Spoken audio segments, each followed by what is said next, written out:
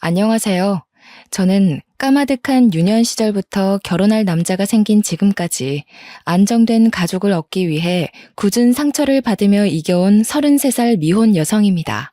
제 인생은 제가 봐도 불쌍할 정도로 자리 잡기까지 참 오래 걸렸습니다. 제 인생이 워낙 기구했다는 건 알겠다만 왜 하필 제게 이런 일이 일어나게 된 건지, 원래 사는 게 이 정도의 고달픔을 겪어야만 하는 건지 궁금한 마음에 여기저기 발자취를 남기다가 사연이 가득한 곳까지 찾아오게 되었네요. 키보드를 두들기고 있는 지금도 과거 일을 되뇌려 하니 가슴이 저미도록 아프지만 이 사연을 남기는 곳이 험난한 고민들을 버려놓고 갈 수 있는 쓰레기통 기능을 하는 것 같아서 저도 그만 이 아픈 시절을 내려놓고자 써내려가 봅니다. 제가 기억하는 악몽은 유년 시절부터였지만 어쩌면 더 어린 아기 때부터 지속된 불행이었을지도 모르겠네요. 연인에게 버림받고 친구에게 버림받는 것보다 더 사무치게 괴로운 일이 있다면 가족으로부터 버림받는 게 아닌가 싶습니다. 저는 이렇게 사는 게 잘못되었다는 것도 처음엔 몰랐어요. 부모가 자식을 사랑한다면 이럴 수 없다는 것도 학교 선생님이 저만 불러 따로 상담을 할 때 알았죠. 초등학교 유치원 때는 선생님이 조심스럽게 그랬습니다. 혹시 집에서 부모님이 때리냐고. 초등학교 1학년 때는 선생님이 몰래 상담실로 데려가 물었죠. 도움이 필요하면 선생님한테 말하라고. 제가 다른 아이들과 확연히 가정에 살고 있다는 걸 그때서야 눈치채었고 제 어린 마음에 엄마 아빠와 제 존재를 많이 원망했습니다. 제 인생이 불행한 걸 넘어서 제 자체가 불운의 부적 같은 존재가 된 건 엄마 아빠가 이혼을 하면서부터였어요. 저는 그때 겨우 7살짜리 유치원생이었는데요. 남들 가기 싫어서 땡깡 부렸다던 유치원을 저는 출석조차 거의 못하고 있는 지경이었죠. 엄마 아빠가 종종 싸웠는데 그때마다 무서웠던 저는 방에 들어가 이불을 덮고 누워 있었던 기억이 납니다. 그렇게 대판 싸우고 나면 저는 다음날 유치원을 결석하게 되었어요. 저희 부모님은 서로 싸우고 미루기 바빠서 저를 신경 써주지 않았거든요. 그렇게 눈치 보며 살던 삶이 당연한 건 줄 알았습니다. 다른 아이들도 다 그렇게 살고 있는 줄 알았어요. 유치원에서 친구들과 얘기하다 보면 친구들도 엄마 아빠가 싸웠다는 얘기를 하기도 하거든요. 그게 우리 부모님에 비하면 세 발의 피 수준의 다툼이라는 것도 그땐 몰랐죠. 한 번은 엄마 아빠가 싸운다고 던진 물건에 맞아 눈이 밤탱이가 된 적이 있었는데 너무 아팠지만 그 자리에서 도망치는 게 급선무였어요. 엄마 아빠는 그 물건에 제가 맞았다는 걸 알았음에도 저를 살펴주기보단 서로를 탓하기 바빴습니다. 금세 다시 날아다니기 시작한 물건은 주변 가구들을 맞추며 다 늦은 밤 큰 소리를 내었어요. 한 번은 방음이 약한 집이라 싸우는 소리가 너무 오랫동안 새벽 늦게 지속되어서 주민들이 경찰에 신고한 적도 있었습니다. 물론 엄마 아빠는 별일 아니라고 죄송하다는 말로 수월하게 일을 넘겼죠. 유치원 때는 경찰이 뭐든 다 해결해주는 정답인 줄 알고 경찰에게 다 일러주고 싶었어요. 사실은 우리 엄마 아빠가 서로 너무 죽일 듯이 싸운다고요. 매일 그런 생각만 마음속에 묻어두고 있었어요. 정말로 가서 말할 용기는 없었거든요. 부모님이 너무 무서워서 혹시 저도 혼날까봐 하는 마음 때문이었을 거예요. 한 번은 아빠가 엄마에게 손을 대는 소리까지 났는데 그때 한 번 방에 숨어 있다가 밖을 내다본 적이 있습니다. 아빠는 나를 발견했는데도 불구하고 엄마에게 욕하는 걸 멈추지 않았어요. 대신 제가 보고 있으니 더 이상 손찌검은 하지 않았죠. 이런 날이 한두 번이 아니라서 그때마다 유치원을 결석하는 것이 당연해졌고 선생님도 계속 전화 오다가 엄마 아빠가 전화를 받지 않자 문자만 남기더라고요. 엄마 아빠는 유치원의 간섭이 귀찮았는지 끝내 저를 졸업시키지도 않고 유치원을 끊어버렸습니다. 남들은 7살 때의 기억이 너무 옛날이라 없다고 하지만 저는 달랐어요. 그 중에도 엄마 아빠 했던 대화들 중 가장 생생하게 남아있는 말들이 아직도 가슴에 박혀 있습니다. 애만 없었으면 바로 이혼 서류 들고 왔어. 애 때문에 죽을 힘을 다해서 내가 살아주고 있는 거야. 나 정도 되니까 당신처럼 능력 없는 남자랑 살아주는 거라고. 돈도 쥐꼬리만큼 벌어다 주면서 육아까지 소홀히 해? 당신이 사람이야? 매일 밖에서 회식하느라 술 퍼먹고 들어오면 그때까지 애한테 시달려야 되는 나는 안 피곤해? 육아는 나만 해. 내가 애 보면서 집에서 썩으려고 당신이랑 결혼한 줄 알아? 그래, 말 잘했다. 육아를 너만 한다고? 매일 아침 애 깨우고 챙겨서 등원 보내는 건 나거든. 새벽 내내 휴대폰하고 누워서 늦게 자고 점심 다 될 때쯤 방에서 기어 나오는 사람이 뻔뻔하게 무슨 소리를 하는 거야. 나야말로 애 혼자 키우는 기분이야. 직장 다니느라 삭신이 쑤시는데 아침에 애 챙겨서 같이 나가는 게 어디 쉬운 일인지 알아? 회식도 빠질 수 없는 회식이라서 가는 거지. 그래도 내가 집에 꼬박 왔다는 거 몰라서 이래? 이건 조금 늦게 깨달은 건데 엄마 아빠는 싸울 때마다 꼭 저를 언급했어요. 저를 생각해서 위하는 소리가 아니라 어느 누가 나 때문에 더 힘든가 대결하는 것 같은 대화였죠. 계속 듣다 보면 저라는 존재 때문에 싸우는 걸로 들렸고 어쩔 땐 제가 없으면 엄마 아빠가 싸우지 않으려나 그런 생각도 들었죠. 하지만 그럴 거면 저를 키우지 말라는 소리는 차마 못 해봤어요. 어렸다 보니 엄마 아빠란 존재는 반드시 있어야 되는 줄 알았고 내가 이 상황에서 벗어날 수 있을 거란 생각조차 머릿속에 없던 나이였으니까요. 결국 엄마 아빠가 이혼을 하는 것까지 모두 지켜보기만 하였습니다. 그때 당시엔 이혼이 뭔지 모르다가 나중에 집에 엄마가 나타나지 않는 사실을 알고 나서 이혼이란 단어를 인지하게 되었어요. 엄마 아빠는 서로 저를 데려가겠다고 또 싸우기도 했는데 지금 생각해보면 그때 뜬금없이 기대를 했었어요. 엄마 아빠가 저를 너무 사랑해서 저와 함께 있고 싶어 하는 줄 알았거든요. 그런데 그 이유가 양육비 때문이었다는 걸 들었고 초등학교 선생님한테 양육비의 의미를 물어본 뒤에야 알았어요. 하도 실망하고 상처를 받아서 엄마 아빠한테 더는 기대가 없는 줄 알았는데 그때 저도 모르게 엄마 아빠가 들어올 공간이 마음속에 남아있었나 봅니다.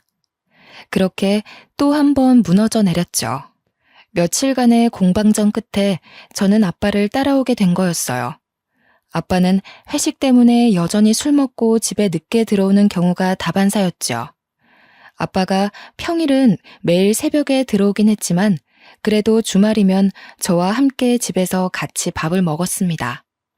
밥도 아빠가 집에 있는 주말에는 배달을 시켜 먹었지만 아빠가 잘 없는 평일에는 저 혼자 해결해야 했어요. 학교 마치면 남들 학원 갈 때 저는 곧장 집으로 귀가했거든요. 거의 TV가 제 친구나 다름없었죠. 요리 프로그램을 주로 보며 밥을 하는 방법, 국을 만드는 방법, 요리 도구를 사용하는 방법들을 익혔어요. 간단한 국을 끓일 줄 알게 되다 보니 아빠가 술 마신 다음 날 아침 콩나물국을 끓여본 적이 있어요. 이혼하고 한 번도 아빠가 웃는 얼굴을 본 적이 없는데 처음으로 웃더라고요. 고맙고 미안하다고도 얘기해 주었어요. 그렇게 표현해주는 아빠의 말이 좋아서 저는 그 뒤로 더더 요리를 공부해 아빠한테 밥을 해주었죠. 그런데 한날 아빠가 새벽 늦게 들어와서 술 냄새 풍기며 제 침대로 올라오는 겁니다. 저를 부둥켜 안고서 하는 말 때문에 저는 오랜만에 묻어놨던 상처가 드러나는 기분을 느꼈어요. 은주야, 아빠가 은주 많이 사랑하는 거 알지? 아빠가 은주한테 많은 걸 해주고 싶은데 아무래도 혼자 있다 보니 외로워서 좀 많이 힘든 것 같아. 일하는 것도 힘이 안 나고. 역시 사람은 사랑하는 사람과 함께 있어야 힘이 나는가 보다. 아빠가 하는 술주정에서 저는 서운한 감정만 솟구쳤습니다. 사랑하는 사람과 함께 있으면 힘이 난다면서 여기서 아빠는 저를 사랑하는 게 아니라 어쩔 수 없이 키우고 있다는 걸 느꼈죠. 참 마음이 아프더군요. 이런 술주정이 갈수록 심해질 무렵 어느 날부터 아빠가 주말마저 집을 나서는 겁니다. 아빠한테 어디 가냐고 물어봐도 잠깐 나갔다 온다고만 했어요. 그런데 그 잠깐이 다 늦은 밤이 되고 어떤 날은 외박으로 들어오지 않기도 하였죠. 아주 늦게 아빠가 말해준 건데 알고 보니 아빠한테 새로운 여자가 생겼다더라고요. 그 여자분과 이미 결혼 얘기를 끝냈을 만큼 가까운 사이가 되었다고 합니다. 저는 아무것도 모르고 있다가 아빠가 덜컥 새엄마 될 사람이 있다며 통보받은 셈이 된 거죠. 그러나 문제되는 건 이것뿐만이 아니었습니다. 새엄마는 무슨 아빠가 정작 중요한 저의 존재를 그 아줌마한테 알리지 않았다고 하더군요. 이혼을 했다는 건 밝혔지만 그 사이에 애가 있다는 건 차마 말하지 못했다고 했어요. 그러면서 아빠가 하는 말이 저를 심장을 한 번 더 후벼 팠습니다. 저보고 정말 미안하지만 그 아줌마랑 꼭 결혼하고 싶으니까 이제부터 친엄마랑 살라고 하는 겁니다. 저란 사람은 하늘에서도 포기한 아이일 뿐인 걸까요? 제가 무너질 일은 여기서 끝나지 않았더군요. 아빠가 저를 친엄마한테 맡기려고 전화하는 걸 몰래 엿들었는데 친엄마가 대차게 거절하는 것만 목격한 셈이었어요. 애 나한테 던져놓고 자기는 인생 필요고? 양육비 내는 걸로 퉁쳤으면 애는 자기가 간수해야 할 거 아니야. 연락하는 것도 짜증나는데 받아줬더니 뭐? 난 이미 애 포기했어. 절대 못 키우니까 당신이 버리든 말든 알아서 해. 대신 버리면 그건 당신 책임이지 난 책임 같은 거 없다는 것만 알아도. 그래도 제 자식이라고 생각했는지 아빠는 차마 저를 버릴 생각은 안 하더라고요. 할 수 없이 아줌마에게 저의 존재를 밝히는 방향으로 틀었을 겁니다. 그날 친엄마와의 통화를 끄는 아빠의 표정이 상당히 망연자실이었어요. 엄마한테도 버림받은 제가 과연 새엄마한테 환영받을 수 있을까요? 저는 그 어린 마음에 미리부터 단념하고 있었고 제 눈으로 아줌마가 아빠한테 이별 통보하는 걸 목격하고 말았죠. 하교하고 돌아왔는데 아빠가 애걸복걸하며 아줌마의 바짓가랑이를 붙잡고 있더라고요. 친엄마한테도 보이지 않았던 구질구질한 모습을 다른 여자 앞에서 보이고 있는 아빠의 모습에 굉장히 당황했습니다. 그러나 무엇보다 아줌마가 생각 외로 저만큼이나 당황하는 모습을 보이더군요. 아직도 그때 얼어붙었던 감정이 고스란히 남아 있습니다. 저는 그대로 집을 빠져나와 대문 옆에 쭈그려 앉아 있었어요. 그러니 아줌마가 곧바로 따라서 나오는 겁니다. 저는 아빠를 무너지게 만드는 이 아줌마가 무섭게만 느껴졌어요. 이 아줌마의 손에 내 인생까지 걸려있는 기분이 들어서 저도 모르게 아줌마의 눈을 피했죠. 많이 놀랐지? 아가야, 네가 이 집 딸이구나? 미안하다. 어른들이 네 앞에서 못 볼 꼴을 보였어. 학교 마치고 돌아오는 길이었구나. 밥은 먹었니? 아줌마는 고사리 같은 제 손을 잡아주며 저와 똑같이 쭈그려 앉은 채로 마주하더군요. 그때 뒤늦게 따라온 아빠가 아줌마를 말리며 나라는 아이는 절대 신경 안 써도 된다고, 나는 곧 친엄마한테 갈 아이니까 우리 둘이 결혼해서도 나를 신경 쓸 일은 결코 없을 거라고 설득하기만 했어요. 아빠 눈에 제 마음은 보이지도 않나 봅니다. 아빠는 완전 이 아줌마한테 빠져 있었어요. 아줌마는 아빠에게 화나 있는 상태라 외면만 하더라고요. 그 자리에서 저를 한참이나 만져주며 사과만 하는데 제 입장에선 당최 뭐가 미안하다는 건지 이해하지 못했어요. 저는 아줌마가 저라는 존재를 알고 아빠에게 매몰차게 이별을 요구하는 모습을 봤기 때문에 당연히 이 결혼은 무산되었을 거라고 생각했어요. 그러나 의외로 아줌마는 아빠와 결혼을 진행하더군요. 결혼을 하기 전까지 저와 아빠가 사는 집에 미리 들어와서 저를 유난히 많이 챙겨주셨어요. 등하교를 신경 써주시고 식사도 꼬박 만들어주셨죠. 처음엔 제가 알아서 식사를 차리는 걸 보고 아줌마가 아빠를 엄청 혼내시더라고요. 아빠는 아줌마를 많이 사랑하는지 친엄마한테 하던 것과 달리 아줌마한테는 절절 매기만 했어요. 그렇게 아빠와 아줌마가 결혼하고 나서 아줌마의 제안으로 저는 이 집에서 계속 살 수 있게 되었어요. 한날은 아줌마한테 이곳에서 살게 해주셔서 고맙습니다 라고 했더니 저를 안아주며 눈물을 흘리는 겁니다. 그게 무슨 소리니? 그런 말은 하는 거 아니야. 고마워도 내가 고맙다고 해야지. 아줌마야말로 우리 은주 옆에 있을 수 있게 허락해줘서 고맙기만 한걸. 아휴, 이 어린 것이 어쩌다가 못된 어른들 때문에 마음고생을 하고 있을까. 저는 그저 저를 친엄마한테 보내지 않아줘서 고마운 마음에 단지 인사를 했을 뿐인데 아줌마가 한참 동안 저를 안아주어서 놀랐어요. 아줌마가 좋은 사람이라는 건 몇 년 지나면서 알게 되었지만 그래도 저는 집에 모르는 식구가 생긴 셈이다 보니 혹시나 쫓겨나진 않을까 일상처럼 눈치를 보고 살았어요. 아빠랑 아줌마의 심기를 최대한 건드리지 않도록 매사에 긴장을 하였죠. 하지만 아줌마는 제가 생각이 자라고 몸이 어른과 같이 성장할 때까지도 한결같이 딸처럼 대하며 제게 필요한 모든 부분을 지원해 주시더군요. 아빠가 저에게 들어가는 돈 때문에 아줌마를 눈치 볼 때도 아줌마는 망설이는 것 없이 제게 모든 걸 쏟아 부으셨어요. 처음엔 부모에게도 받아보지 못한 어른의 애정이 낯설기만 했는데 시간이 지날수록 아줌마의 일관된 관심 덕분에 마음의 경계가 사르르 녹더라고요. 솔직히 고등학교 입학하고부터는 친엄마에 대한 기억이 까마득할 정도였어요. 이건 나중에 알게 된 사실인데 아줌마는 안타깝게도 난임이라서 아이를 가질 수 없는 사정이라고 하는 겁니다. 평소 아이를 좋아하는데 결혼을 하고 나서 난임이라는 걸 알았다고 하네요. 단지 그것 때문에 저한테 지극정성이었던 건 아니고 저를 처음 봤을 때 제가 아줌마를 보는 눈빛이 너무 겁먹어 있어서 저한테 죄를 지은 기분이었다고 하더라고요. 아무리 마음을 편하게 만들어줘도 눈치만 보는 제가 그동안 어떻게 살아왔는지가 보여서 마음이 아팠대요. 저는 아줌마의 이 고백을 듣고 나서부터 완전히 마음 놓고 눈치를 내려놨습니다. 그 이후로도 저는 아빠보다 아줌마한테 훨씬 많은 사랑을 받고 자랐어요. 저 때문에 아줌마가 고생할까봐 눈치만 보던 아빠도 어느덧 마음 편히 아빠 노릇을 해주더군요. 저는 아빠가 이렇게나 자식한테 애정을 줄 수 있는 분인지 몰랐습니다.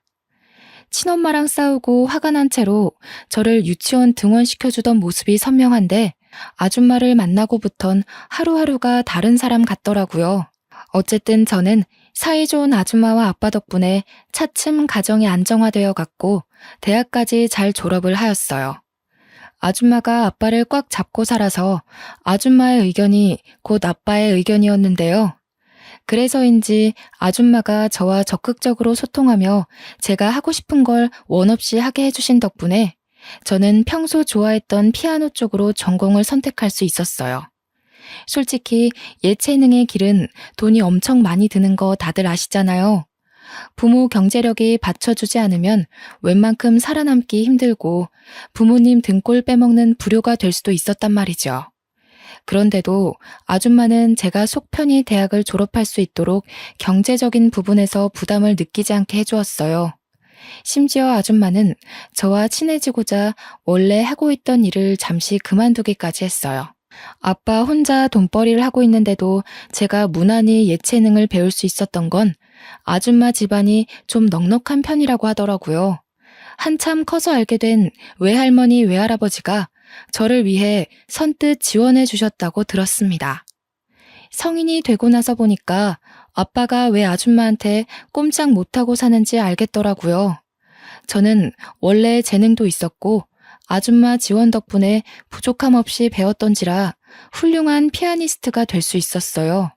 TV에 종종 나올 정도로 얼굴을 알리기도 했는데 그때 처음으로 외할아버지와 외할머니께서 먼저 연락을 주기도 하셨어요. 이런 든든한 지원군들 덕분에 저는 첫 대회에서 상금까지 타게 되었고 모든 상금을 부모님과 외할아버지, 외할머니 선물 사는 데에 소진했죠.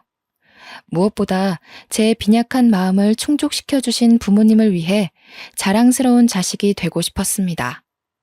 그 후로도 대회에서 수상을 할 때마다 꼭 가족에게 보답을 하며 노력했어요. 그리고 어느 날 저는 세계적인 대회까지 진출을 하게 되었는데요. 아직 수상을 한 것도 아닌데 해외 대회에 출전하게 되었다는 것만으로도 집안에선 벌써 경사가 따로 없었죠. 한국을 뜨기 위해 공항을 찾은 그날은 제게 평생 기억될 아픈 순간이기도 했고 영원히 간직하고 싶은 따뜻한 날이기도 했습니다. 아빠는 저를 위해 연차까지 썼고 아줌마와 함께 배웅을 위해 공항으로 바래다 주었어요. 이민을 가는 것도 아니고 며칠 있다가 돌아올 텐데도 유독 아줌마가 눈물을 보일 만큼 헤어짐을 아쉬워하더군요. 우리 은주, 언제 이렇게 커서 집을 떠나게 됐을까? 너무 자랑스럽고 잘 커져서 고맙네. 같이 가줘야 하는데 그러지 못해서 미안해. 혼자 가서도 잘할 수 있지? 도착하면 꼭 전화하고, 숙소 들어가서도 연락하고, 아줌마는 은주 연락만 기다리고 있을 거야. 아유, 내 정신 좀 봐. 큰일 하러 가는 애한테 또 쓸데없이 부담을 주고 있네. 아줌마 신경 쓰지 말고 가서 잘 해내고 와. 우리 은주는 잘할 것 같아. 아줌마가 원체 아빠도 단숨에 휘어잡으시고 저를 위해서도 당차게 뭐든 해주시던 분이라서 늘 대단하고 굳센 분이라고만 생각했어요. 제가 아주 어릴 때 이후로 보여주지 않던 눈물을 지금 또 보이시는데 저도 순간적으로 세월이 확 느껴져서 기분이 싱숭생숭 하더라고요. 고마워요, 아줌마. 아줌마가 주신 은혜 한 번도 잊은 적이 없어요. 제가 잘 된 건 전부 아줌마 덕분이에요. 아빠가 서운할 수도 있겠지만 사실인 걸 어떡해요. 우리 아빠랑 결혼해 주셔서 감사해요. 그리고 다시 한번 말하지만 저 받아주신 것도 너무 감사하고요. 잘하고 올게요. 저도 이제 아줌마 없으면 못 살게 됐거든요. 연락은 귀찮다고 할 때까지도 꼬박꼬박 할 테니까 제 걱정은 그만하시고 아빠랑 식사 거르지 말고 잘 지내고 계셔야 해요. 제 말에 아줌마는 더 이상 말을 잇지 못하더군요. 중간중간 고맙다는 말만 연신하셨어요. 옛날에는 아줌마 품에 제가 쏙 안겼는데 아줌마가 원래부터 체구가 작은 분이라서 이제는 제가 더 듬직하게 안아줄 수 있어서 좋더라고요. 저는 온 마음 담아서 아줌마를 묵묵히 보듬어 주었어요.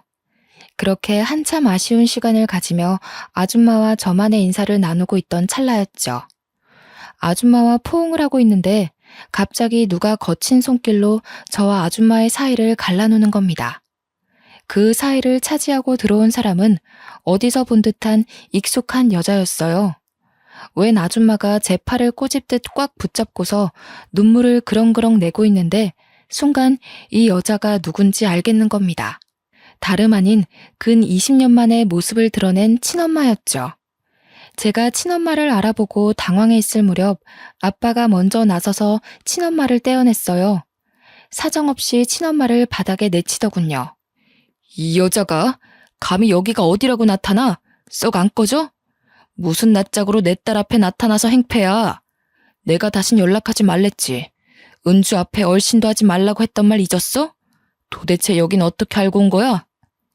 내 딸 내가 만나러 왔는데 당신이 뭔 상관이야? 엄마 된 사람이 어떻게 딸을 잊고 살겠어? 당신 보러 온 거 아니니까 저리 비켜. 우리 딸, 우리 은주, 엄마 안 보고 싶었어? 엄마는 매일 우리 딸이 보고 싶어서 한숨도 못 잤는데. 엄마 생각 많이 했지? 아휴, 왜 이렇게 말랐어? 저 아줌마랑 아빠가 괴롭히든? 너 객식구 취급하고 그랬어? 내가 이럴 줄 알았어. 이 어린 것 괴롭힐 데가 어디 있다고 애를 이렇게까지 굶겨놓은 거야? 저를 어루만지는 친엄마의 모습은 제가 어릴 적 봤던 그 깡센 모습과는 많이 다른 얼굴이었어요. 친엄마는 생각보다 많이 꾀죄죄하고 궁상 맞다는 표현이 들어맞을 만큼 안 좋아 보였죠. 분명 아빠가 몰래 통화하는 걸 들었을 때 친엄마도 아빠보다 능력 좋은 새 남편을 만났다고 엿들었었는데 아무래도 그 사이 안 좋은 일이 있어서 새로 만든 가정마저 파탄이 났나 봅니다. 친엄마의 몰골이 그렇게 설명해주고 있었어요. 친엄마는 아빠가 말려도 계속해서 제게 달려들더군요. 어디서 그런 황소 같은 힘이 나오는지 아빠가 아무리 손을 써도 제 옷을 잡고 늘어지며 놓질 않았어요. 저는 그저 친엄마라는 존재 자체에 이미 머릿속이 새하얘져서 당장 어떤 반응을 보여야 할지 모르겠더라고요. 엄마가 미안해, 딸. 너무 늦게 왔지. 아빠라는 사람이 우리 딸 마음도 모르고 모르는 여자랑 살림이나 차리고. 너 혼자서 얼마나 눈치를 봤니? 이제 걱정하지 마. 엄마랑 같이 오붓하게 살자. 엄마가 너를 그 구렁텅이에 혼자 놔둔 게 얼마나 마음에 걸리던지. 도저히 그런 곳에 내버려 둘 수 없어서 엄마 지금 모든 걸 다 버리고 온 거야. 이 옆에 내가 어디서 뻔뻔하게 거짓말이야? 당신 그 새 남편이란 놈이 바람나는 바람에 버림받은 걸 어디다 대고 포장해. 기어코 딸내미 앞에서 밑바닥까지 보이고 싶은 거야? 내가 그래도 당신 체면 생각해서 이 꼴 된 건 비밀로 해줬건만 다 늙어서 이제 능력 좋은 남자 꼬실 형편이 안 되니까 아쉬워서 은주 찾아온 거 아니야? 나한테 은주 들먹이면서 연락하기 시작한 것도 은주가 텔레비전 나오고 나서부터인 거 내가 눈치 못 챈 줄 아냐고. 쪽팔린 줄도 모르고 버림받은 게 뭐 자랑이라고 거짓골을 하고서 나타나? 은주 생각은 눈꼽만큼도 안 해? 버림받다니? 내가 버린 거라고. 당신이 내 가정에 대해 뭘 얼마나 안다고 함부로 짓거려? 말 조심해. 집에 있으면서 은주한테 내 얘기 그런 식으로 했지? 애가 내 전화를 안 받던데. 당신이 사주해서 애가 나 피하도록 만든 거 아니야? 그렇지 않고서야 이 착한 애가 엄마 한 번을 안 찾아? 얼마나 갈굼을 했으면 애가 이렇게 말랐어. 딱 봐도 견적 나오네. 엄마 보고 싶어서 우는 애 방치해놓고 둘만 좋은 시간 보냈겠지. 여자한테 미쳐서 애 속 썩고 있는 것도 몰랐으면서 어디서 큰 소리야? 친엄마가 나타난 것도 놀라운데 자꾸 큰 소리가 오가니 더 정신이 없었습니다. 그래도 제가 조금 더 빨리 친엄마를 부정했다면 여기서 일이 더 커지지 않았을 텐데 정신을 차리기까지 좀 많이 지체되어 버린 거죠. 제가 친엄마의 몰골만 멍하니 바라보며 있을 때 밀려나 있던 아줌마가 급하게 나서서 제 앞을 가로막더군요. 결국 일은 갈 때까지 불어나기 시작했어요. 다 됐고요. 그만 돌아가 주세요. 이제 와서 뭐 하는 짓이에요? 아이 놀란 거 안 보이세요? 이미 부모된 도리를 포기한 걸로 알고 있는데 갑자기 나타나서 이러시는 이유가 뭐죠? 뭐야 당신은 웃기는 아줌마네. 끼어들 때를 끼어드세요. 어디 남의 집 가정사에 감나라 배나라 하시는 겁니까? 새엄마 주제에 진짜 엄마라도 되는 줄 아세요? 내 딸한테서 당장 떨어지세요. 제 딸이에요. 당신이 포기한 자식 제가 마음으로 키운 딸이라고요. 그쪽은 이미 자격이 없어요. 세상에 어떤 부모가 제 새끼를 필요 없으면 외면하고 아쉬우면 다시 품고 그러나요? 하늘에 부끄럽지도 않으세요? 자식한테 그 정도로 상처를 주고 떠났으면 양심이 있는 한 절대 나타나지 말았어야죠.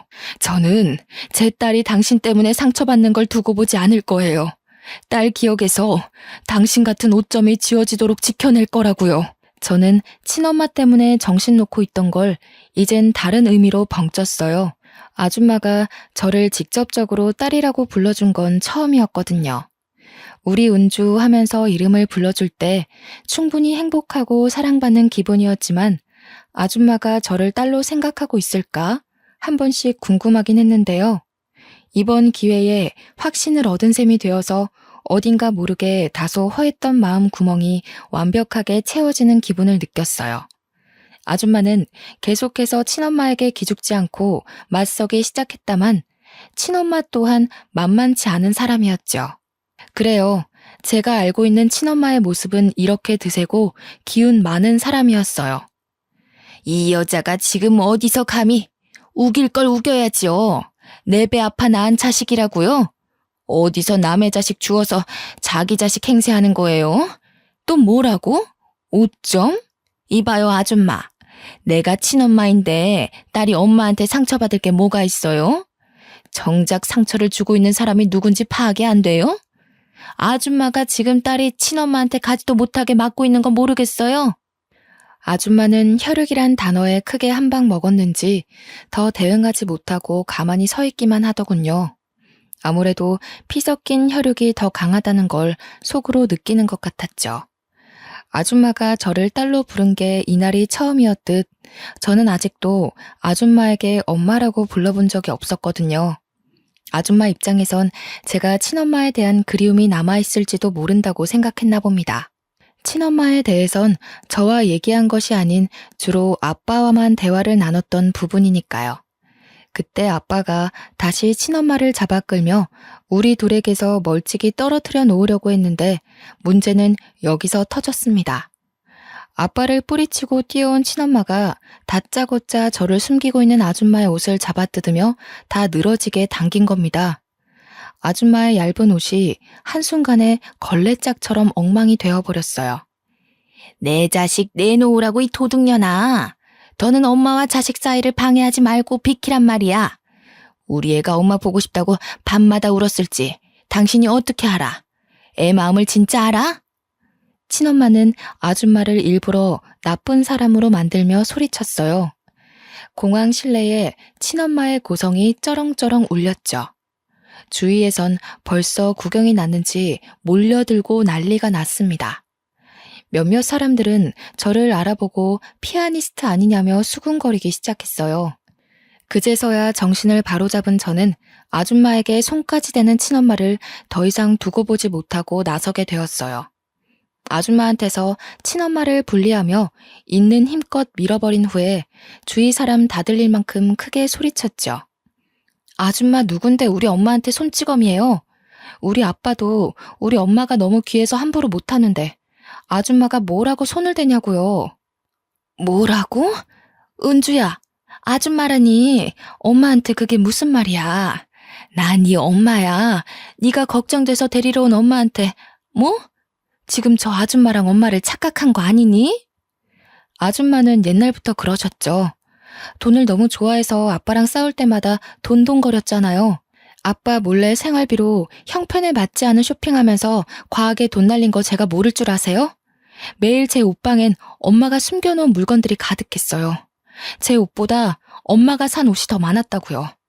자기한테 들어가는 돈이 부족해서 가정에 들어가는 생활비 축내던 거 저라고 다 몰랐을 거라고 생각하냐고요.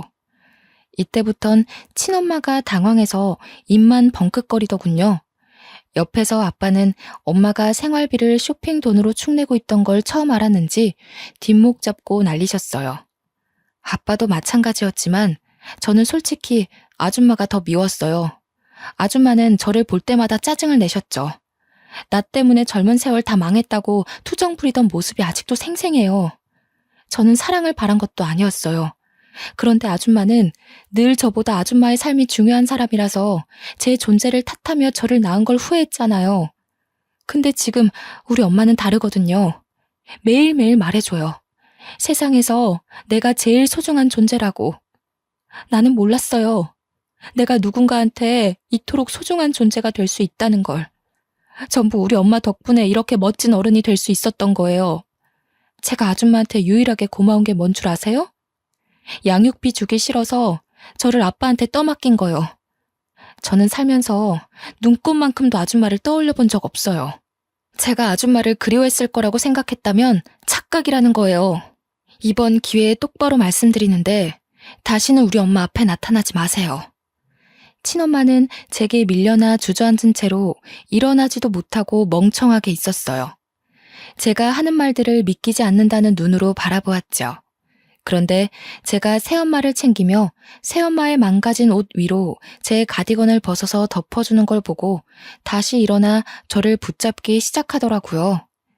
네가 어떻게 엄마한테 이럴 수가 있어? 내가 너를 어떻게 키웠는데? 다른 사람은 몰라도 네가 이러면 안 되지. 나는 내 몸 망가지는 걸 감수하면서까지 너를 낳았어. 내 젊은 시절 다 버려가면서 너 하나 키운다고 얼마나 고생했는데. 저 여자 지금 너 이용하는 거야.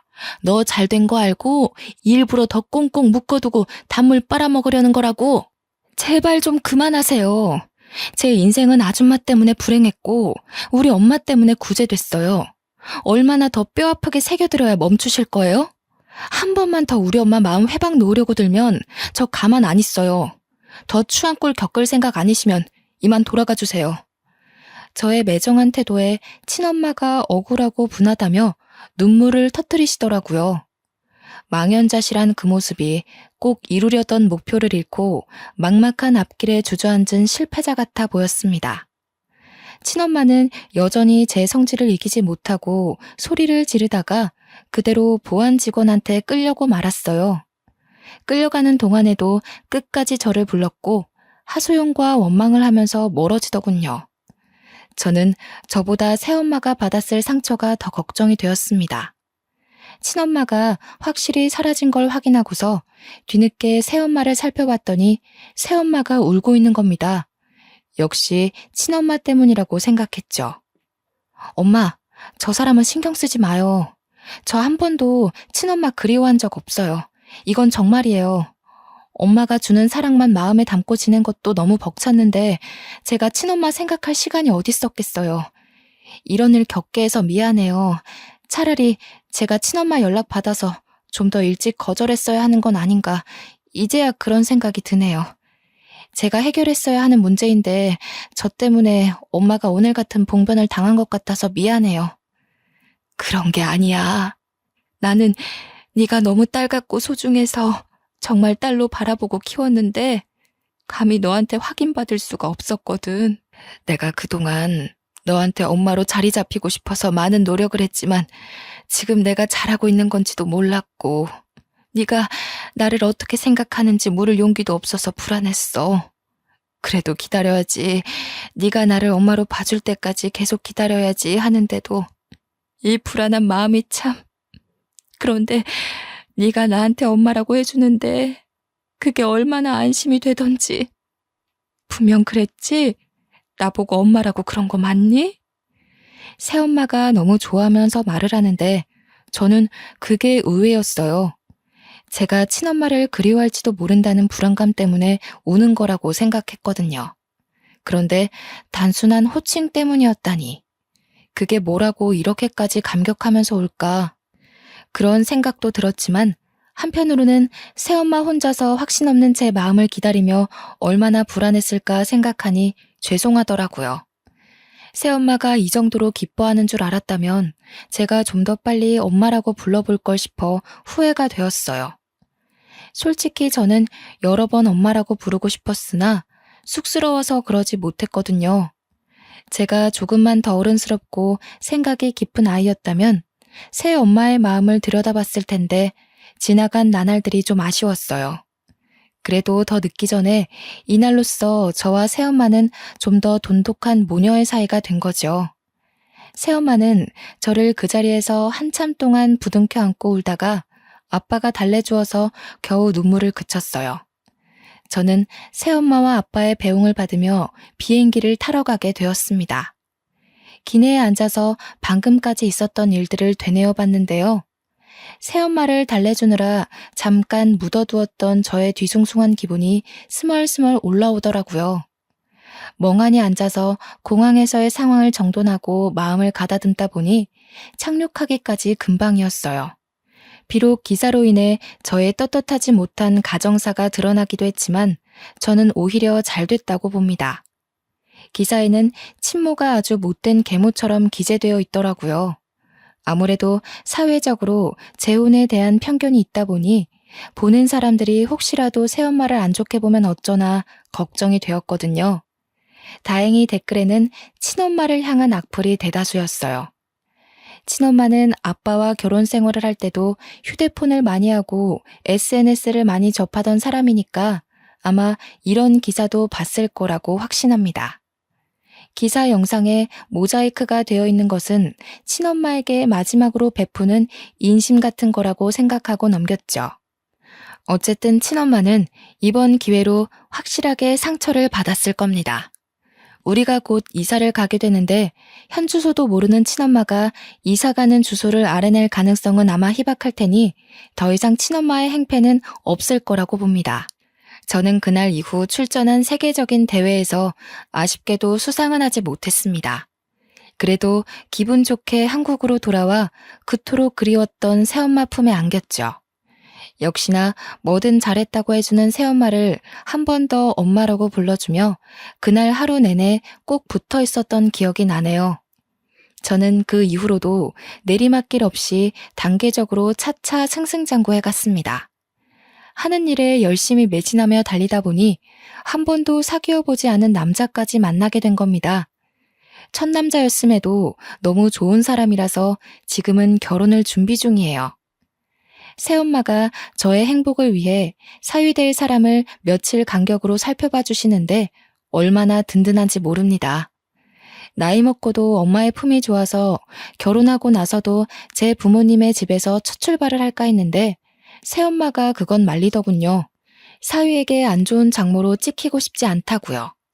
아빠는 사람 볼 줄 몰라서 그저 새엄마가 하는 대로만 따르고 있어요. 과거에 아빠한테서 받았던 상처도 이젠 꽤 많이 허물어진 상태입니다. 아빠가 한 번씩 제 방에 와서 과거의 일을 사과해 주시거든요. 어쨌든 저는 평생 이런 가족의 행복 따위 못 느끼고 살아야만 하는 줄 알았습니다. 한때는 그 어린 나이에 극단적인 생각을 한 적도 있었을 만큼 힘들었고 막막했으니까요. 그런데 제 삶에 너무 소중한 새엄마의 존재가 등장하면서부터 인생이 대박의 길로 바뀌게 돼버린 거죠. 저에겐 이제 새엄마가 무엇과도 바꿀 수 없는 귀중한 사람입니다. 솔직히 아빠보다 새엄마가 더 좋답니다. 한두 살 나이를 먹다 보니 들은 말인데 집안에 사람 하나 잘못 그 길로 망조가 깃든다고 하잖아요. 제가 비록 친엄마 배에서 태어난 자식일지라도 지금 저에게 친엄마는 그저 제 가족 사이에 끼어든 불청객일 뿐입니다. 불청객이 사라지니 자연스럽게 망조가 걷어진 거라고 저는 그렇게 생각하고 있어요. 사람 볼 줄 아는 눈을 가진다는 게 사실 참으로 어려운 일이잖아요. 실수로 내 인생에 망운을 가져다주는 사람을 들이게 됐다고 하더라도 다들 나 때문이라며 스스로의 존재를 탓하지 않으셨으면 좋겠어요. 나를 바꾸려는 사람에게 마음을 내주지 않는 건 당연하게 부리셔도 될 권리입니다. 꼭 내 자체를 인정하고 사랑해주는 사람과 함께하는 삶을 살았으면 해요. 보기만 해도 필요한 내용이 너무 길었습니다. 속에 담긴 흉터들을 완벽하게 떨쳐내고자 키보드를 두들겼던 것인데 다 쓰고 나니 정말로 속이 시원하네요. 저의 마지막 마음의 짐을 여기에 모두 털어놓고 갑니다. 제 구구절절했던 사정 들어주시느라 고생하셨습니다. 고맙습니다.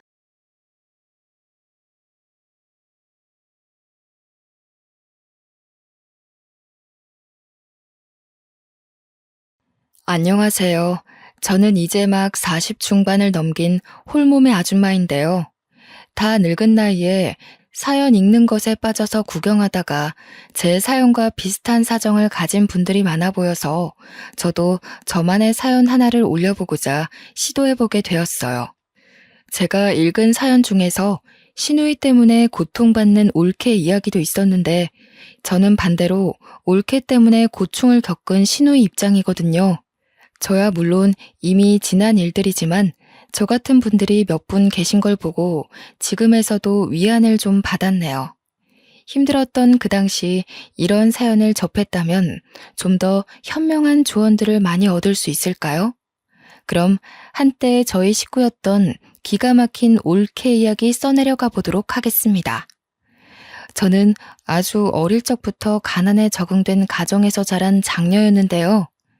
태어나고 보니 부모님이 속도 위반으로 어쩔 수 없이 결혼하는 바람에 저를 낳았다는 걸 알게 되었고, 부모님은 서로 전혀 준비되지 않은 상태에서 저를 키웠다고 들었어요. 물론 직접 부모님께 들은 얘기는 아니었고요. 부모님이 매일같이 싸우셨는데 그 목청들이 워낙 커서 다른 방에 있던 제게 들릴 수밖에 없는 대화들이었기 때문이었죠. 부모님 싸움을 지켜보는 건 시간이 흘러도 적응되는 일이 아니더군요. 저는 워낙 가난하게 자라서 유치원은 당연히 갈 수가 없는 사정이었어요. 그래도 제가 어린 마음에 속으로 쾌재를 불렀던 건 교육 의무 때문에 어쩔 수 없이 초등학교는 다닐 수 있었다는 겁니다. 나중에 학교 들어가서 알았는데 초등학교는 가기만 하면 되는 곳은 딱히 아니더라고요. 다른 친구들은 부모님이 학교 간다고 학용품이나 가방을 사줘서 서로 자랑하고 그러던데, 저는 형편 때문에 새 것이라곤 아무것도 걸치고 있지 않은 아이였어요. 엄마가 대충 이웃집 사람들과 친분을 만들어 얻어온 물건이나 옷을 입고 다녔죠. 옷도 어디서 주워왔는지 모를 옷처럼 꾀지지한 것들만 입고 다녔거든요. 그래도 제가 성격 하나는 딱히 모난 데가 없어서 친구랑 잘 어울려 놀았다는 게 참 장점이었어요. 친구들이 가끔 너는 아빠가 뭐 사줬어? 엄마가 생일 파티 해줬어? 이런 거 물어보기도 했는데 그때마다 저는 솔직하게 말해주었죠. 우리 집은 가난해서 가족끼리 선물 줄 수 있는 돈이 없다고. 정말 다행인 게 제가 좋은 친구들만 둬서 그런지 오히려 친구들은 그걸 듣고 학교에서 어려운 친구는 도와줘야 되는 거라고 저한테 간식거리들을 많이 사주곤 했어요. 문구점 가도 불량식품 하나 더 사서 꼭 저를 챙겨주더군요. 용돈이라고 없던 저는 친구들에게 얻어먹은 그 많은 보답을 친구들 마음을 즐겁게 해주는 걸로 갚았습니다. 또 제가 성적이 좀 좋은 편이었는데 친구들이 공부 모르는 거 있으면 가르쳐 주기도 했거든요. 그랬더니 저 때문에 몇몇 친구들이 성적이 오르기도 했는데요. 덕분에 친구 부모님한테서 맛있는 걸 대접받은 적도 있었어요.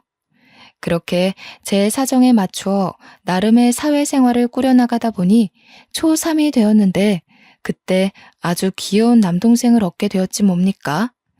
아기라는 게 너무 신기하더라고요. 저는 동생이 생겼다는 사실에 너무 기뻤으나 부모님은 남동생 때문에 하루하루 싸움의 빈도가 늘어만 갔어요. 왜냐면 남동생 역시나 제가 태어나게 된 이유처럼 실수로 생겨버린 거였거든요. 아빠는 아이에 대한 일말의 애정도 없는지 엄마가 임신을 했다는 사실을 듣고 애 지우라며 생난리만 피웠어요. 아빠 생각도 이해는 해요. 아이 하나 키우는데 돈이 얼마나 많이 드는 줄 아는데 저 하나도 벅차하시는 부모님이 남동생까지 어떻게 돈 들여서 키우겠어요. 제 옷 살 돈도 없어서 저는 매일 얻어온 옷, 입었던 옷만 몇 번을 돌려 입는 판국이고 식비도 아낄 대로 아끼는 상황이었는데 입이 하나 더 늘어난 셈이니.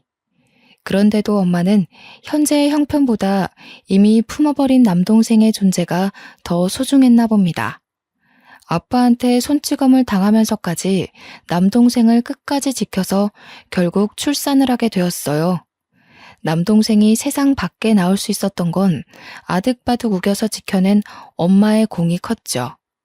저도 동생을 은근 원했기에 자식을 죽이고 싶지 않던 엄마의 마음은 100% 이해했다만 사실 걱정이 안 되는 건 아니었어요. 일단 남동생이 태어났으니 엄마는 저한테 해줬던 것처럼 또 이웃집을 돌며 고생할 게 뻔했으니까요. 조금 생각이 자랐다고 저는 같은 여자의 엄마가 고생하는 게 싫었습니다. 그래서 제가 할 수 있는 만큼 엄마를 도울 생각이었죠.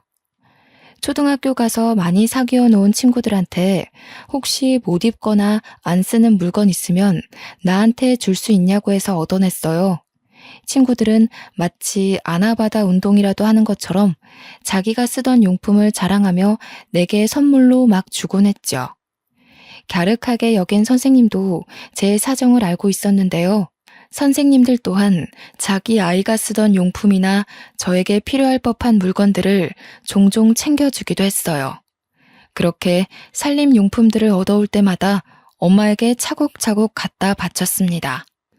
엄마는 제가 아기 때 이후로 처음 저를 안아주며 칭찬했어요. 우리 철용이가 누나 하나는 잘 뒀네. 철용이만 하던 우리 딸이 언제 이렇게 커서 엄마를 돕기도 하고 엄마한테 이런 효도할 생각도 했을까? 내 새끼 덕분에 엄마가 너무 힘이 나. 그날은 매일 남동생을 돌보며 아빠한테서 아기를 지켜내기 바쁜 엄마가 저를 돌아봐준 게 처음이기도 한 때였죠. 저도 엄마를 돕고자 하는 마음이 컸던 건 맞아요. 그러나 그것뿐만은 아니었고 남동생이 저와 10살 터울이기에 저 또한 아직 초등학생일 뿐이지만 제 눈엔 남동생은 완전 아기였거든요. 엄마와 함께 남동생을 보살펴야 하는 게 그땐 당연하다고 생각했어요. 그래서 저는 그렇게 엄마 못지않은 살림을 일찍부터 깨우치고 애 키우는데 열중하며 살았어요. 친구들과 노는 횟수를 확연히 줄여가면서요. 가끔 저도 친구들과 놀고 싶었으나 엄마를 생각하면 참게 되더라고요. 매일 아빠한테 욕까지 먹는 엄마가 불쌍했거든요. 저는 엄마가 시키지 않아도 남동생을 돌봤고 그 덕분인지 엄마는 소소한 부업과 동시에 짧은 시간대에 일할 수 있는 일거리들을 하러 외출도 가능하게 되었어요. 저와 엄마는 없는 돈이라도 꼼꼼히 모으고자 열심히 노력하며 살았는데 아빠는 저와 엄마가 애쓰고 있는 줄도 모르는지 매일 술만 마시면서 퍽하면 엄마한테 싸움을 걸더군요. 남동생 태어난 지가 언젠데 아직도 남동생을 기어코 낳았냐면서 독설을 했죠. 그럴 때마다 엄마는 바깥일 때문에 지치는 것도 견디면서 밤이 되면 아빠랑 싸우는데 에너지를 또 버렸습니다. 엄마는 밤새 쉬지도 못하고 울다가 다음날 일을 하러 나가곤 했어요. 아빠는 나이가 들수록 막장이 되어갔고 이젠 제가 점점 자라나니까 저한테까지 시비를 걸기 시작하더군요. 너 눈가를 왜 그렇게 떠? 뭘 그렇게 꼬라봐? 네 눈에도 이 애비가 돈도 못 벌고 맨날 술만 퍼마시니까 한심하디? 어디서 지 엄마랑 똑 닮은 눈가를 달고서 하늘 같은 아버지를 꼬라보는 거야? 아빠는 매일같이 제게 엄마의 모습을 빗대었고 네 엄마랑 너무 닮아서 얼굴 보기 싫다고 욕설을 섞어가며 고성을 질렀습니다. 저도 나이가 한두 살 먹다 보니 무서운 걸 떠나 이젠 아빠의 존재가 지긋지긋하더라고요. 정말 스트레스가 심할 때는 차라리 이 세상에서 사라져버렸으면 좋겠다는 생각도 했죠. 그렇게 아빠 노릇 한 번도 안 하면서 가장 자격만 논하던 아빠는 이 거지살이 더 이상 못하겠다면서 가출을 해버렸어요. 저는 오히려 좋았습니다. 놀랍게도 아빠가 없는 그 다음 날부터 우리 집에 평화가 찾아왔거든요. 아빠가 우리에게 생활비를 벌어다 주는 것도 아니었어서 아빠의 빈자리가 전혀 애석하지 않았어요. 엄마는 속도 없는지 가끔씩 아빠 걱정을 했지만 저는 아빠가 이대로 돌아오지 않길 바랬어요. 그렇게 며칠이 지나고 저와 엄마는 어린 남동생 때문에 살림살이를 멈출 수 없었는데요. 그 덕분에 정신없이 사느라 아빠 존재는 진작에 잊을 수 있었어요. 엄마는 하던 일을 계속했고 저는 학교 공부와 병행하여 남동생을 더 극진하게 보살폈죠. 남동생은 하루가 멀다 하고 쑥쑥 자라났는데 엄마보다 제가 옆에 있는 시간이 더 많아서 그런가 엄마보다 제 품을 더 찾더라고요. 마치 저를 엄마로 생각하고 품에 파고들기도 했어요.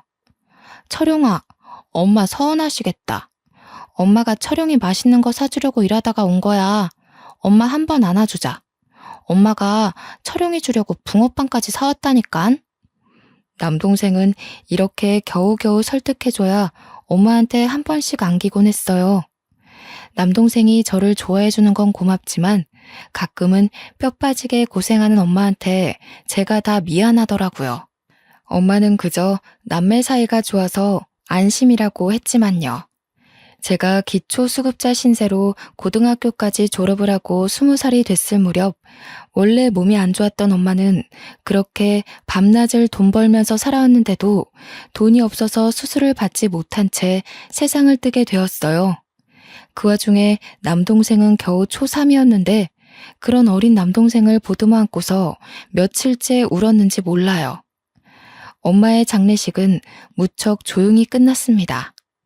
외가 쪽은 제가 태어날 때부터 없었고 친가는 아빠가 연락이 안 되니 전부 다 합을 맞춰 연락을 끊더라고요. 그렇게 남동생과 저 그리고 엄마를 가여워하신 이웃분들의 도움으로 장례를 마쳤습니다. 모든 걸 정리하고 집으로 돌아간 날 그 집안에 아빠가 있었는데요. 아빠는 웬 아줌마랑 같이 저와 남동생을 기다리고 있더군요. 그 아줌마가 아빠와 바람난 여자였다는 건 아주 뒤늦게 알았어요. 그래, 엄마 장례한다고 고생했다. 아빠가 소식을 늦게 들어서 이제 막 알았어. 다름이 아니라 너네 엄마가 사망보험금을 들고 있었는데 너희들도 자식이니 내가 마냥 모른 척 할 수만은 없더구나. 이 돈 엄마가 주는 거라 생각하고 철용이 키우는 데에 잘 사용해라. 그 당시 저는 사망보험금에 대한 지식이 전혀 없었던 사람이었어요. 아빠가 1,000만 원이 든 통장 하나를 주고 떠났는데 이웃분들의 설명을 듣고 아빠의 게임에 넘어갔다는 걸 알게 되었죠. 그래도 어쩌겠어요. 저는 저런 양아치 같은 아빠 자식으로 사느니 고아로 사는 게 나았을 정도로 아빠가 싫었는걸요.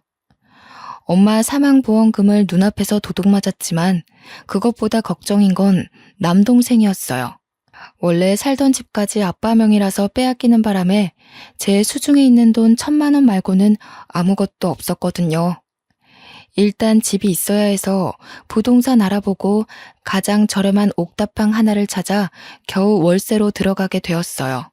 그리고 바로 일을 해야 했습니다.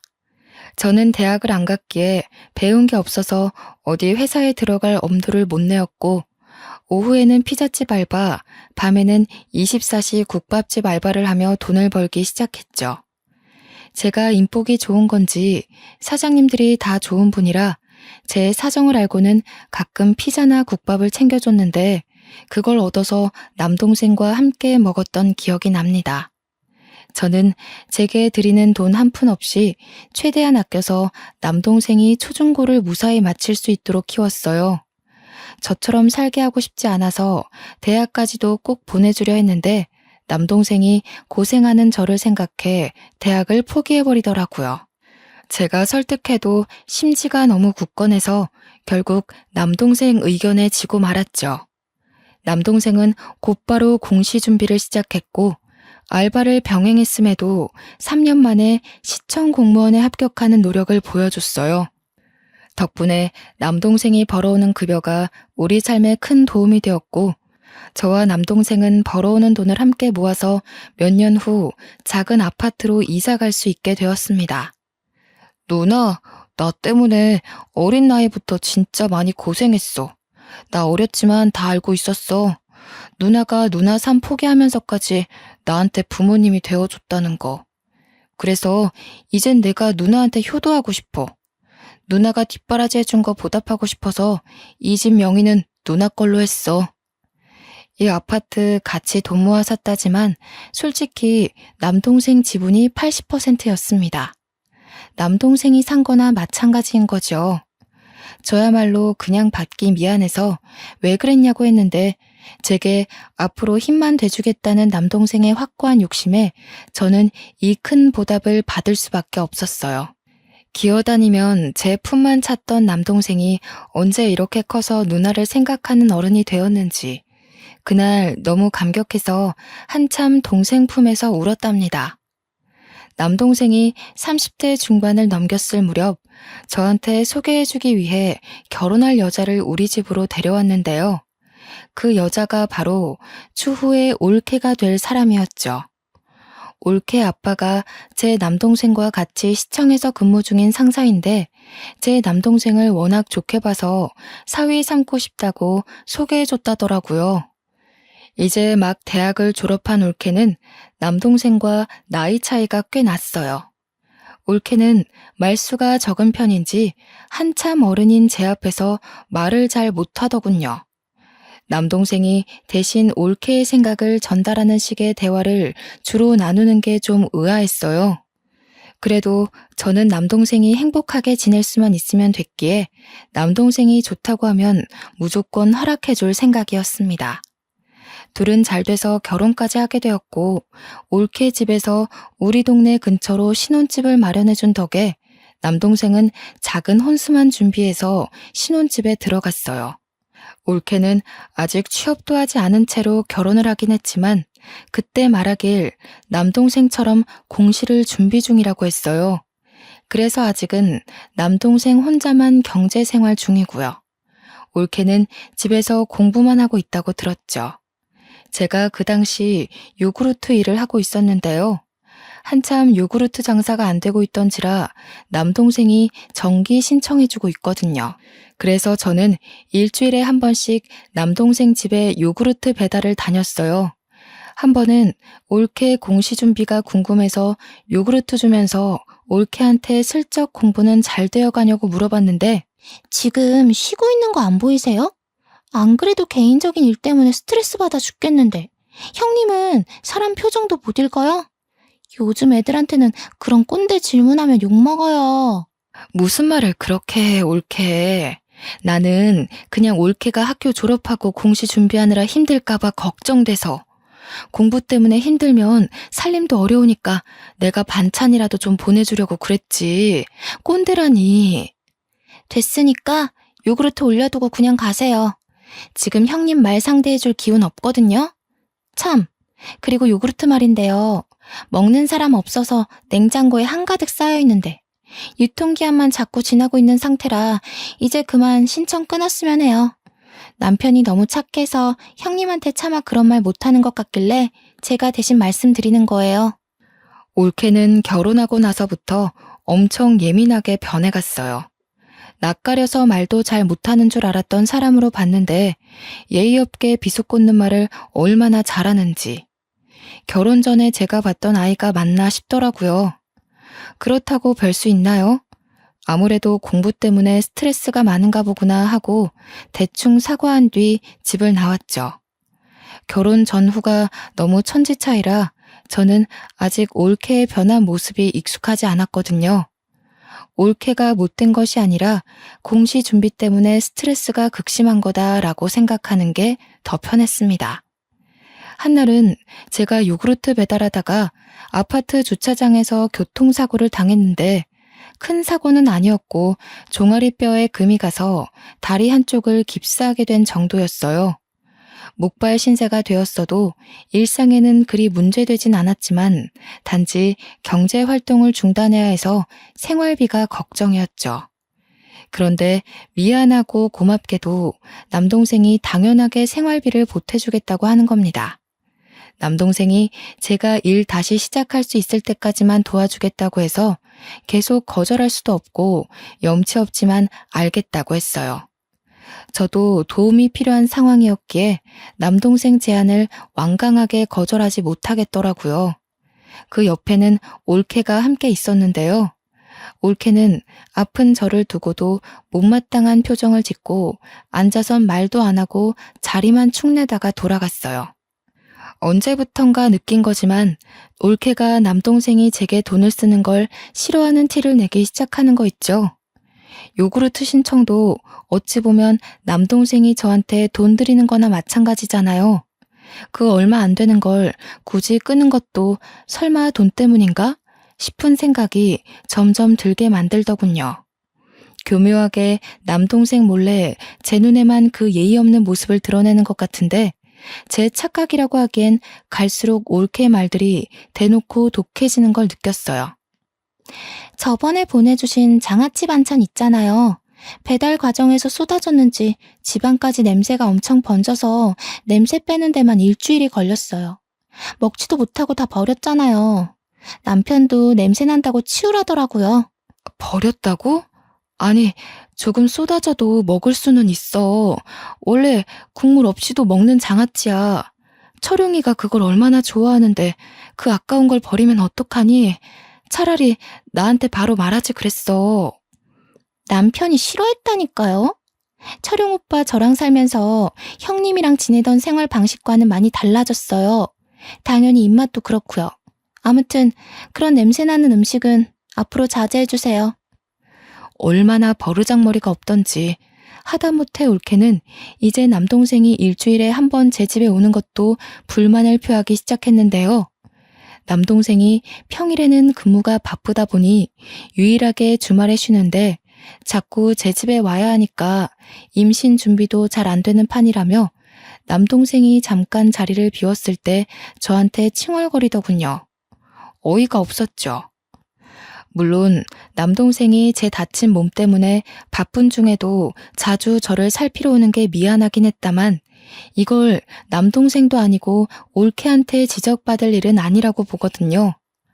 올케한테 오기 싫으면 올케는 안 와도 괜찮다고 공시 공부하는데 방해돼서 그러는 것 같은데 공부 때문이니 이해해주겠다고 했더니 글쎄 주말에 남편 없이 혼자 밥 먹는 거 싫다면서 남편이랑 오붓한 시간 보낼 날이 없다고 제 탓만 하대요. 결국 저는 내 몸 내가 알아서 챙길 수 있으니 남동생에게 그만 와도 괜찮다고 했어요. 그걸 올케도 옆에서 같이 들었고요. 올케가 굉장히 만족해 하더군요. 얼마나 기가 차던지.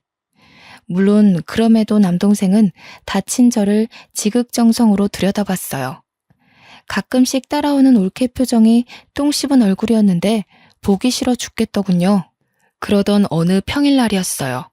평일에는 발길 전혀 없던 올케가 남동생 없이 혼자 제 집에 찾아온 겁니다. 연락을 한 것도 아니고 다짜고짜 찾아와서는 집안을 느릿느릿 둘러보면서 용건을 말하더군요. 이번 주말은 오빠랑 저 못 올 것 같아서 미리 말씀드리러 왔어요. 오빠가 저보고 형님 집 다니느라 고생 많다면서 이번 주말은 둘만의 여행을 떠나자네요. 그 말하려고 연락도 없이 찾아온 거니? 그런 건 전화로 해도 됐을 텐데. 굳이 오기 귀찮은 걸음까지 하면서 온 진짜 이유가 뭔데? 저도 당연히 전화로 하고 싶었죠. 아니, 자기 남동생한테 평소에 얼마나 세뇌를 시킨 거래? 남편이 형님한테 꼼짝 못하고 사는 게 말이 안 돼서 말이죠. 보통 남매 사이가 이렇진 않거든요. 남편이란 사람이 한 입을 덮고 사는 아내 말보다 형님 말에 더 충성하는 게 너무 화가 나잖아요. 물론 이해 못하는 건 아니에요. 남편 말로는 형님이 엄마처럼 남편을 다 키웠다고 하던데. 근데 말이에요. 그래서 이 아파트 선물로 받은 거 아닌가요? 그걸로 모자라. 지금 병원비도 남편이 내주고 있고 용돈도 주는 거면 솔직히 너무 양심 없다고 생각하는데요. 아무리 남동생이라 해도 이젠 가정에 있는 남자잖아요. 올케는 저를 대놓고 비꼬면서 빙빙 돌려 독설을 하는데 결국 요점은 지금 제가 받고 있는 용돈마저 알아서 끊으라는 얘기로 들렸어요. 더는 올케와 대화하고 싶지 않았고 올케와 단 둘이 한 공간에 있는 게 스트레스로 다가와서 빨리 보내고 싶었어요. 그래서 결국 또 올케가 원하는 대로 알겠다고 해버렸네요. 남동생한테 전화해서 용돈 주지 말라고 하겠다고 그걸 원하냐고 하니 올케는 목적을 달성했는지 저보고 몸조리 잘하라고 하며 빠르게 집에서 나가더라고요. 저는 올케가 나가고 한참이나 거실 소파에 앉아서 분노로 쿵쾅거리는 심장을 다독였죠. 그렇게 시간이 흐르고 저는 깁스를 풀고 건강을 회복하여 다시 요구르트 일을 하게 되었어요. 요구르트 업체에 정말 참하고 착한 아가씨가 있는데 저를 제 엄마처럼 잘 챙겨줬거든요. 그 인정이 좋아서 요구르트 일에 더 애정이 있었던 것 같네요. 한날은 요구르트 배달을 하며 다니다가 아파트 근처에서 올케를 보게 되었는데 순간 올케가 아닌 줄 알았습니다. 올케가 웬 모르는 남자와 함께 차 앞에서 담배를 피고 있는 거 아니겠습니까? 여태 올케를 여러 번 봐왔지만 올케가 흡연자라는 사실을 전혀 몰랐거든요. 남동생이 말해준 적도 없었어요. 생경한 올케 모습에 너무 놀라서 요구르트 전동차를 갓길에 세우고 올케에게 뛰어갔습니다. 제가 다가오는 줄 몰랐던 올케는 계속 외간 남자랑 대화 중이었는데 듣다 보니까 제 남동생 흉을 보며 히히덕거리고 있는 거 아니겠어요?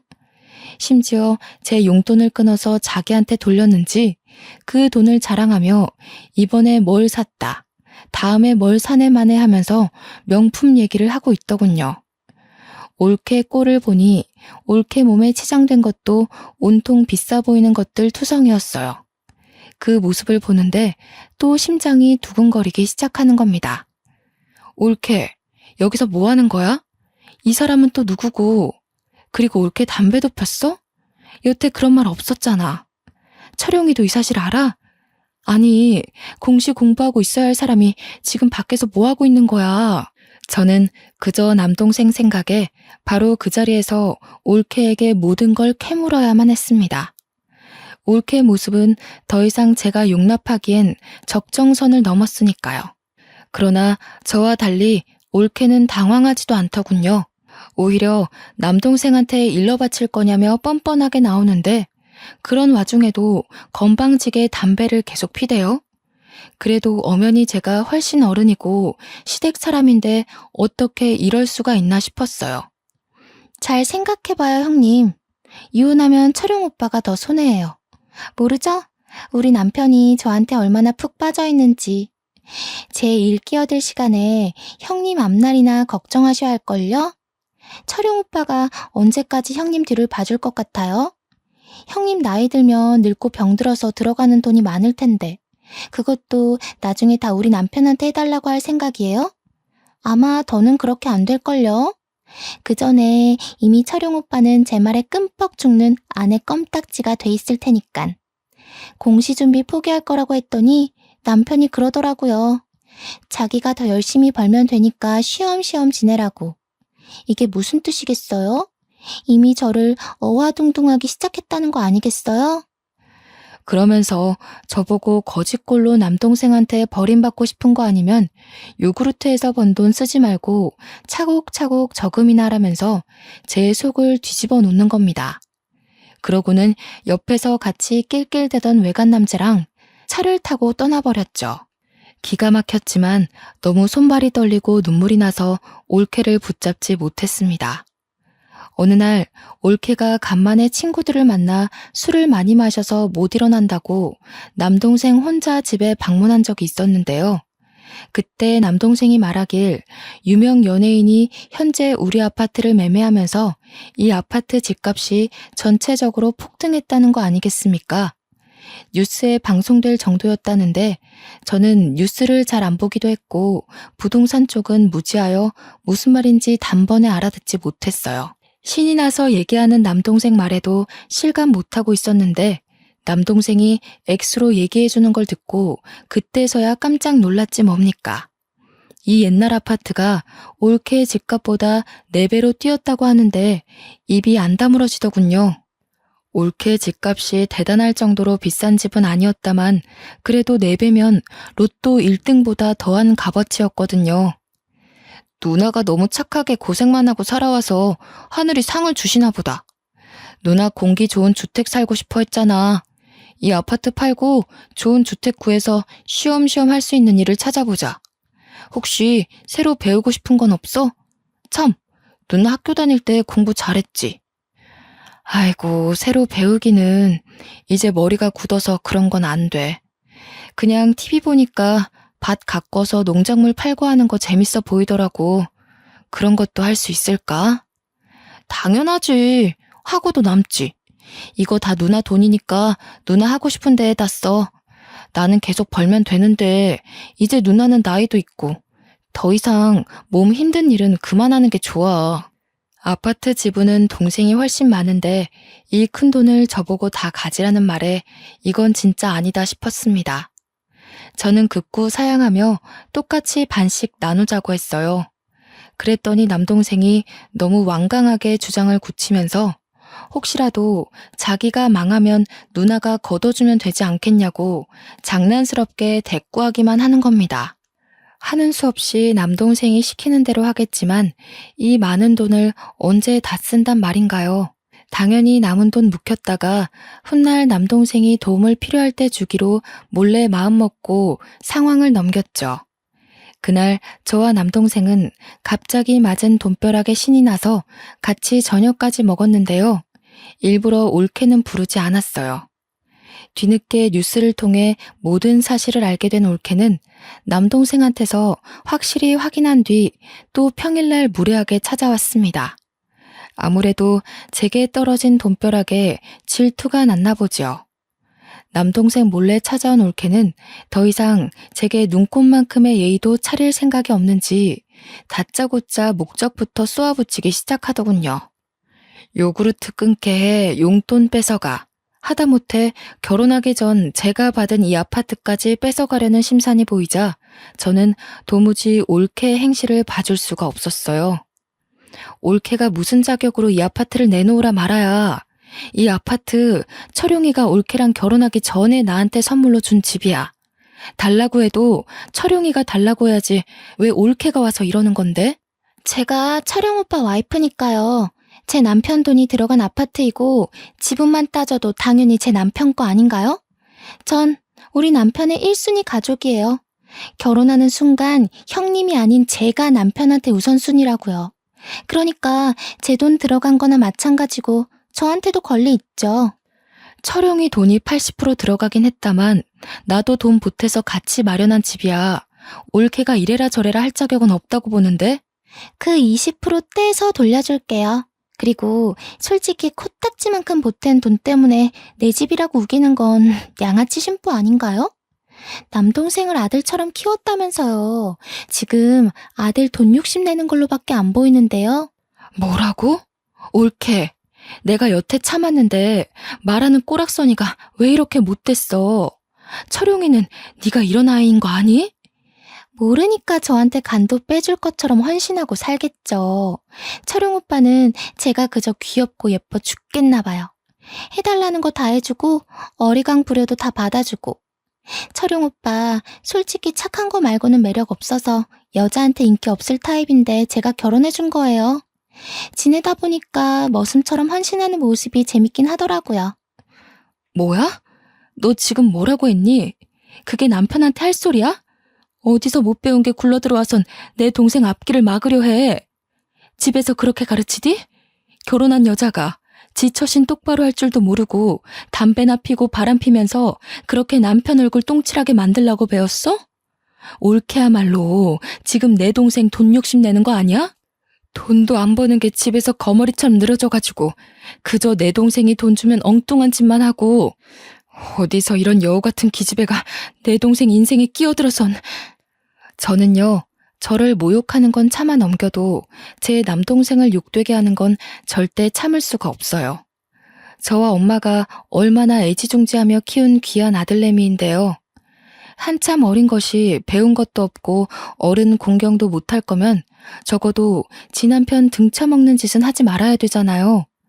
저는 들끓는 분노를 더는 못 참고 올케한테 퍼부어 버렸습니다. 우리는 처음으로 대판 다투게 된 거죠. 제가 말로 조금 덤볐더니 글쎄 이 어린 것이 더 건방지게 나오는 거 아닙니까? 올케가 인정사정 없이 제 뺨을 치는데 올케의 덩치가 저보다 커서 저는 그 힘에 밀려 넘어지고 말았어요. 웃기네. 꼴의 어른이라고 대우해주려 했더니 다 늙은 아줌마가 주제도 모르고. 내 남편 앞길 막고 있는 사람이 누군데? 남동생 돈 빨아먹는 기생충이 어따 대고 여우라는 거야 지금? 그때 뭐 하는 짓이냐고 소리치며 들어온 사람이 있었는데 다름 아닌 남동생이었습니다. 주택 알아본다고 며칠 저와 연락을 자주 했는데 마침 부동산에서 오늘 시간 된다는 말에 반차를 쓰고 기쁜 마음으로 저를 찾아온 거였더라고요. 그런데 신발장에서 올케 신발을 받고 집안에서 큰 소리가 나길래 들어왔더니 방에서 나는 소리라는 걸 알고 내내 듣고 있었다고 하는 겁니다. 올케와 제가 나눈 대화들을 처음부터 들은 것 같더군요. 남동생이 나타나자 올케는 눈에 띄게 당황하며 어쩔 줄 몰라 서 있었어요. 놀란 건 저도 마찬가지였고 순간 이 꼴을 보인 걸 깜빡 잊을 정도로 남동생을 멍하니 보기만 했죠. 올케를 제게서 떨어뜨린 남동생이 주저앉아 있는 저를 부축해주는데 그 사이 올케가 급하게 남동생의 팔을 붙잡으며 절절 매기 시작하는 겁니다. 오빠, 오해야. 형님이 먼저 나보고 오빠 인생 망치는 여우라고 욕하잖아. 나 부모님한테도 욕 한 번 안 듣고 살아온 사람인 거 알지? 순간 놀라서 나도 모르게. 남동생은 올케의 접촉이 기분 나빴는지 팔을 휘둘러 올케를 밀쳐내더군요. 올케는 남자 힘에 못 이겨 방금 전에 저처럼 바닥을 나뒹굴었습니다. 오해? 동네 떠나가도록 우리 누나 욕하면서 소리쳐놓고 오해? 내가 너 양아치 짓 하는 거 진짜 몰랐을 것 같아? 우리 누나한테 실망스러운 모습 보이기 싫어서 어쩔 수 없이 이 결혼 유지하고 있었던 거야. 네가 진작에 형편없는 여자라는 거 알았는데도 누나 생각해서 참고 살았다고. 알고 있었다니? 언제부터? 오빠 어제까지만 해도 나한테 잘해주고 나밖에 없는 것처럼 했잖아.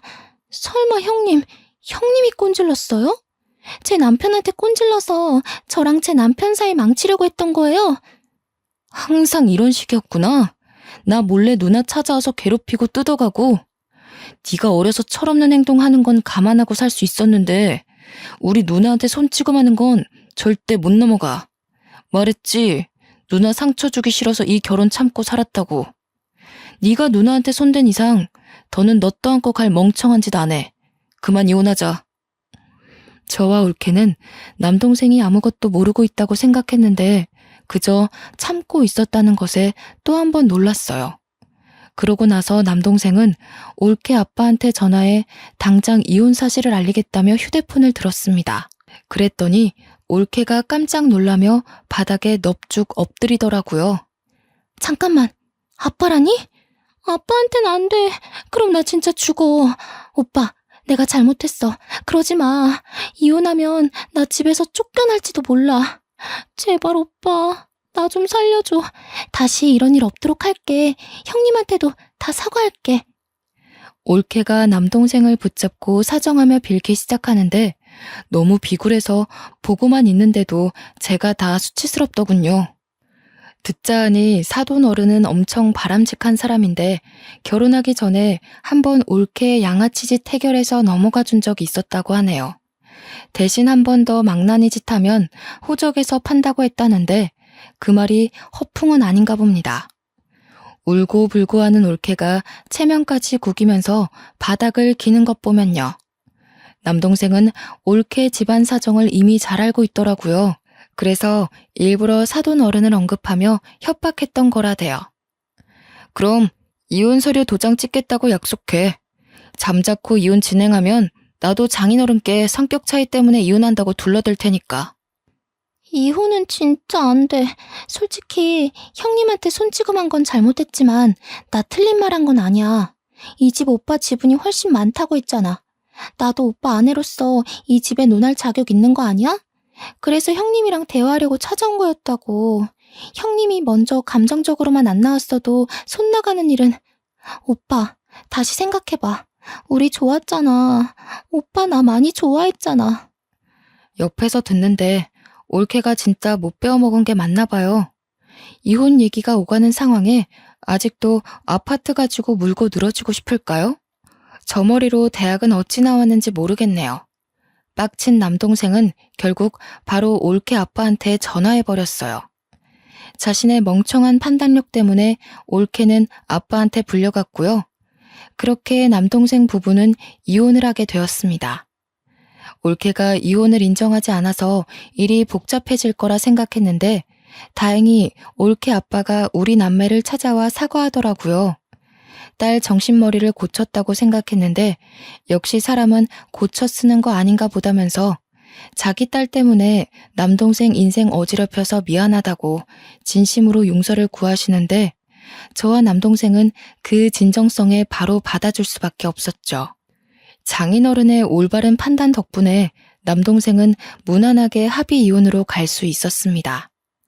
올케는 호적에 파인 건 아니지만 반성하라는 의미로 정신 차릴 때까지 방문 잠그고 외출도 못하게 막고 있다는 소식을 들었네요. 이혼이 있고 며칠 후 저와 남동생은 아파트를 정리하고 주택 좋은 데를 구해서 이사를 했답니다. 그 주택이 남동생 직장과는 차로 50분이나 걸리는 거리였지만 남동생이 저와 함께 있고 싶다고 해서 같이 지내게 되었어요.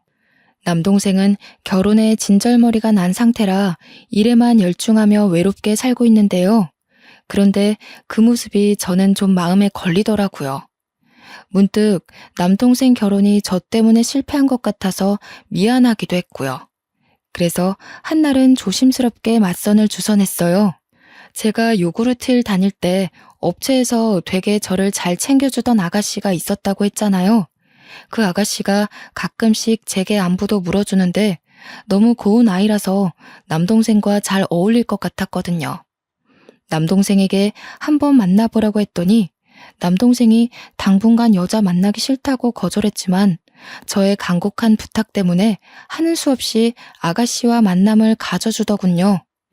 다행히도 아가씨는 남동생의 사정을 너그럽게 이해해 주었대요. 그 이후 둘은 생각 외로 진전이 좋은 것 같더라고요.